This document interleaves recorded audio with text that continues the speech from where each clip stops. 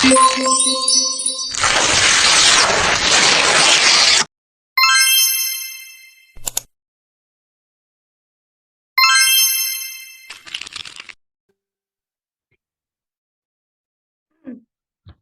mulai. Assalamualaikum warahmatullahi wabarakatuh. Perkenalkan, kami dari kelompok 2 akan mempresentasikan tugas proyek mekanika kami dengan judul Dinamika Partikel 2 atau 3 dimensi. Baik, sebelum saya melanjutkan presentasi saya pada hari ini, saya akan memperkenalkan anggota-anggota saya terlebih dahulu. Yang pertama, saya sendiri sebagai moderator, yaitu Putri Nurhaliza Panjaitan dengan NIM 210331107. Selanjutnya Rahmatul Ulia dengan NIM 210331109. Selanjutnya Sarvina Salsabil dengan NIM 210331123. Selanjutnya Tiara Khairutunisa dengan NIM 210331129. Dan selanjutnya Yafiatul Nabila dengan NIM 210331135. Baik, sekian perkenalan anggota kelompok saya. Saya lanjutkan presentasinya.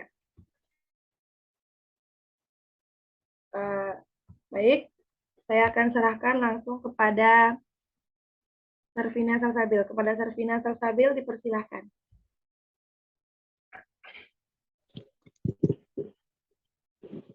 Baiklah, saya Sarvina Salsabil akan menjelaskan tujuan dari percobaan kami, yaitu yang pertama memahami hukum-hukum Newton tentang gerak. Yang kedua, dapat menguraikan gaya-gaya yang bekerja pada sebuah benda. Yang ketiga, menentukan kecepatan benda yang bergerak pada bidang datar. Dan yang keempat, memahami konsep teorema kerja energi. Dan yang kedua, alat dan bahan yang digunakan. Yang pertama, smartphone atau laptop. Yang kedua, pet simulation. Yang ketiga, jaringan internet. Yang keempat, kajian teori. Gaya merupakan satuan besar yang menyebabkan benda berubah, baik berubah bentuk, sifat, gerak benda, kecepatan, dan arah gerak benda. Sebuah gaya memiliki nilai dan arah sehingga merupakan vektor yang mengikuti aturan-aturan penjumlahan vektor. Newton menjelaskan mengapa benda itu dapat diam dan bergerak. Semua keadaan itu dipengaruhi oleh suatu besaran yang dinamakan gaya. Hukum Newton terbagi menjadi 3. Yang pertama, yaitu hukum Newton 1. Hukum Newton 1 dinamakan sebagai hukum inersia atau hukum kelebaman. Setiap benda berada dalam keadaan diam atau bergerak dengan laju konstan sepanjang garis lurus, kecuali jika gaya diberikan gaya total yang tidak sama dengan 0. Persamaan hukum Newton 1 yaitu sigma F sama dengan 0. Selanjutnya yaitu hukum Newton 2. Hukum Newton 2 berbunyi, kecepatan sebuah benda berbanding lurus dengan gaya total yang bekerja padanya dan berbanding terbalik dengan massanya. Arah percepatan sama dengan gaya total yang bekerja padanya. Hukum Newton 2 dapat ditulis dengan persamaan A sama dengan sigma F per M atau sigma F sama dengan M kali A. Selanjutnya hukum Newton 3. Hukum Newton 3 berbunyi ketika suatu benda memberikan gaya pada benda kedua tersebut memberikan gaya yang sama dengan besar yang sama, tetapi berlawanan arah terhadap benda pertama.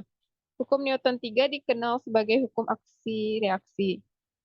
Selanjutnya yaitu tentang berat, gaya normal, dan gaya gesek. Setiap benda memiliki berat, seperti yang telah dijabarkan yang dapat disimbolkan dengan W. Secara sistematis, berat dapat dirumuskan dengan W sama dengan M kali G. Gaya normal atau yang dilambangkan dengan N adalah gaya yang bekerja bersentuhan antara dua permukaan benda, yang arahnya selalu tegak lurus pada bidang sentuh. Gaya gesek adalah gaya yang bekerja pada dua permukaan benda yang saling bersentuhan. Arah gaya gesek berlawanan dengan kecenderungan arah gerak benda. Gaya gesek terbagi menjadi 2, yaitu gaya gesek kinestetis dan gesek kinetik. Gaya gesek selalu bekerja pada permukaan benda padat yang saling bersentuhan, sekalipun benda tersebut sangat licin, dan permukaan benda itu sangat licin tetap sangat kasar pada skala mikroskopis. Ketika benda bergerak, tonjolan-tonjolan mikroskopis ini mengganggu gerak tersebut.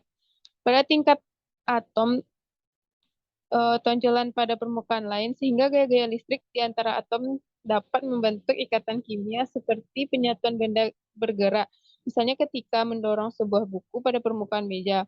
Gerakan gerakan tersebut mengalami hambatan dan akhirnya akan berhenti. Hal ini hal ini disebabkan oleh pembentukan dan pelepasan ikatan tersebut. Selanjutnya saya kembalikan kepada moderator.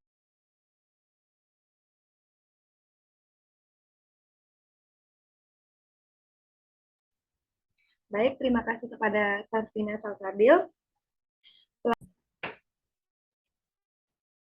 Baik, selanjutnya yang akan dijelaskan oleh Tiara Herutunisa. Kepada Saudari Tiara dipersilahkan.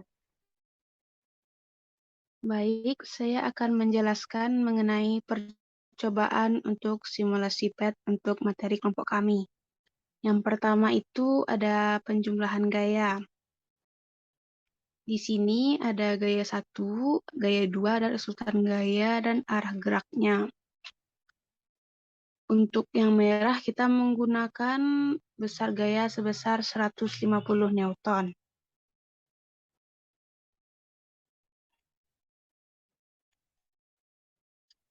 Dan untuk gaya kiri sebesar 300 Newton.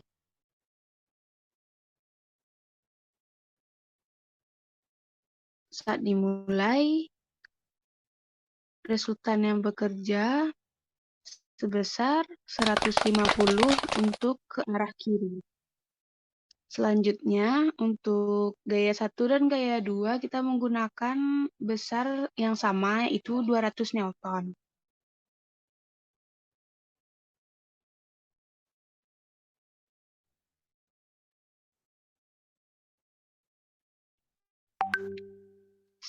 Saat dimulai, resultan gaya yang terjadi tidak ada, yaitu atau kita sama dengan diam. Selanjutnya yaitu untuk tabel percepatan. Pada percepatan pertama kita menggunakan untuk variasi gaya. Di sini menggunakan massa benda sebesar 40 kg dengan gesekan tidak ada.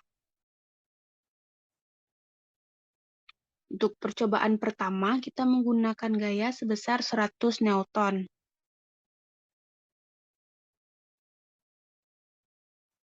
Di sini dapat dilihat jika percepatannya sebesar 2,50 meter per sekon kuadrat.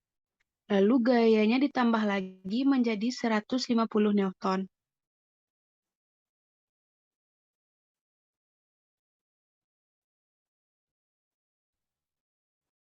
Dengan gesekan tidak ada. Dengan gaya 150 Newton, maka didapatlah percepatan sebesar 3,75 Newton. Selanjutnya, di sini kita menggunakan gaya tetap. Gaya tetap yang kita gunakan yaitu 150 Newton. Dengan gesekan tidak ada. Gaya yang diberikan 150 Newton.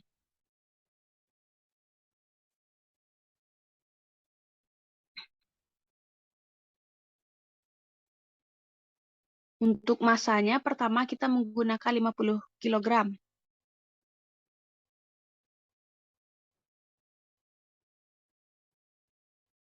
Dengan gaya tetap 150 Newton. Di sini dapat dilihat jika percepatan yang didapat yaitu 3 meter per sekon kuadrat. Selanjutnya, massa diubah menjadi 150 Newton. Dengan menambahkan massa 100 lagi, maka didapatkan percepatannya yaitu 1 meter per sekon kuadrat. Selanjutnya, kita akan mencobakan untuk gaya gesek, di mana di sini kita menggunakan gaya gesek dengan gaya sebesar 150 Newton.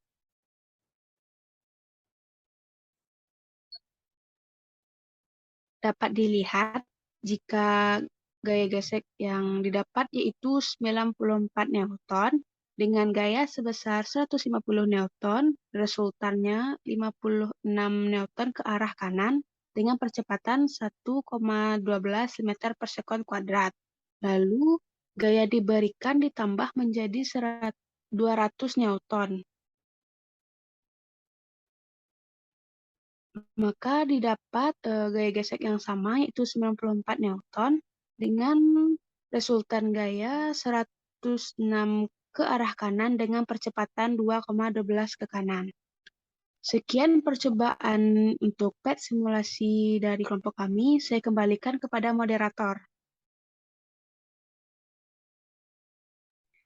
Baik, terima kasih kepada Saudari Tiara.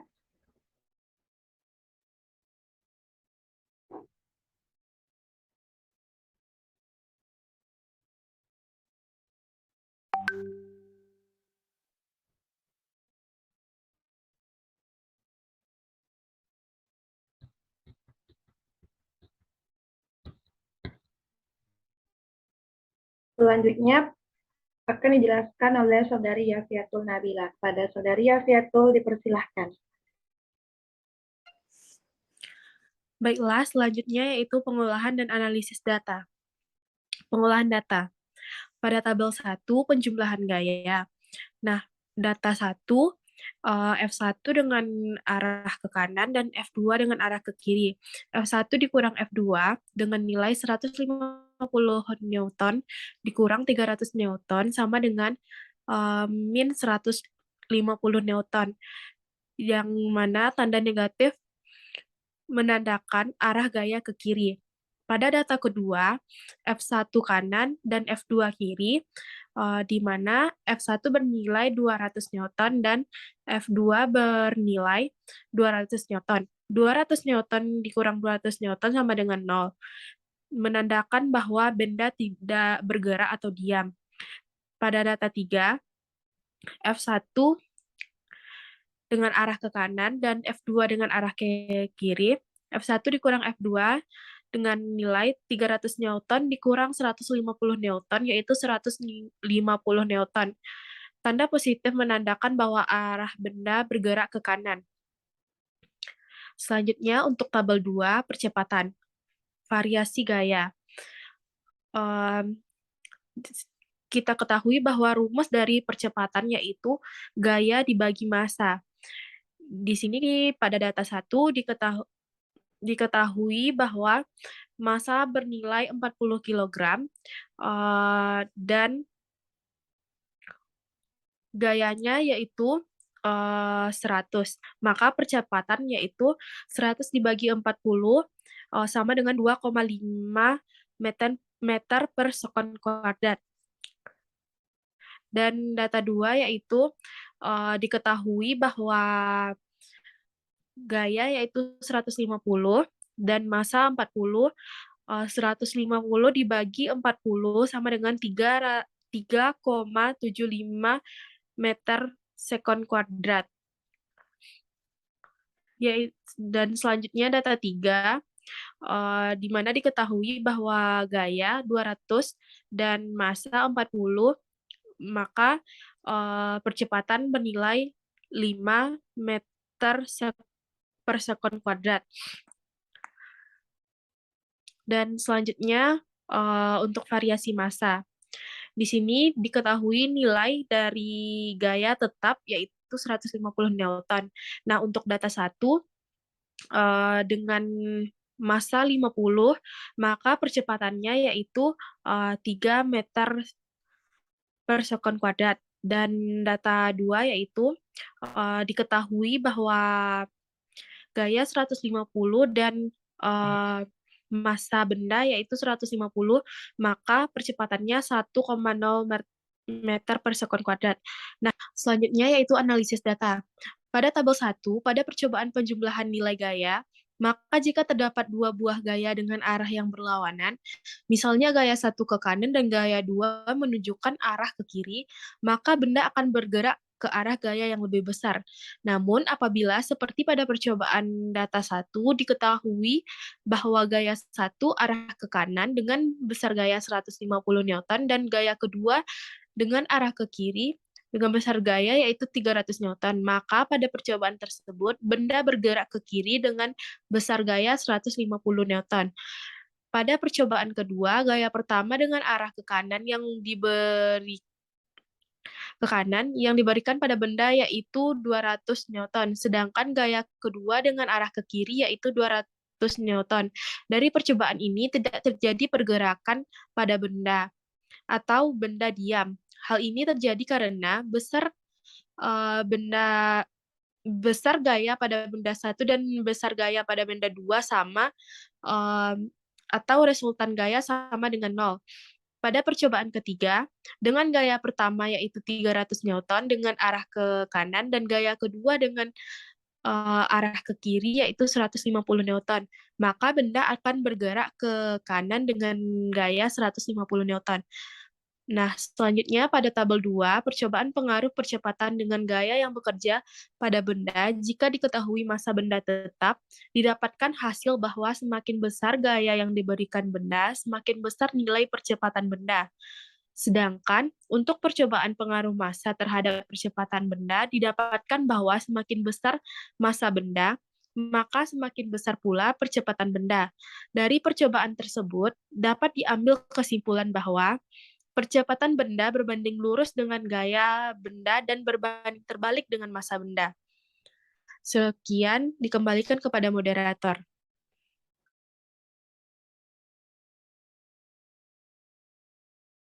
Baik, terima kasih kepada Saudari Yafi. Selanjutnya akan dijelaskan oleh Rahmatul Ulia. Kepada Saudari Rahmatul Ulia, dipersilahkan.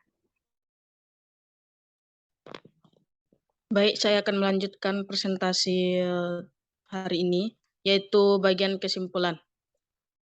Yang pertama, bagaimana pengaruh adanya gaya yang saling berintegrasi terhadap gerak benda.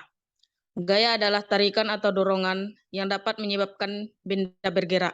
Benda yang dikenai gaya dapat bergerak. Gerakan tersebut merupakan salah satu perubahan yang ditimbulkan oleh gaya. 2. Apa pengaruh perubahan massa terhadap gerak benda? Semakin besar massa, maka gerak benda akan semakin lambat. 3. Bagaimana pengaruh adanya gaya gesek terhadap gerak benda?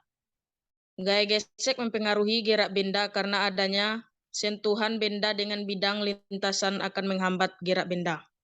Sekian dari saya kembalikan kepada moderator. Baik, terima kasih kepada Saudari Rahmatul Ulia. Dengan menjelaskannya kesimpulan, maka berakhir pula lah presentasi tugas proyek dari kelompok 2. Jika ada kesalahan dan kekurangan, mohon dimaafkan.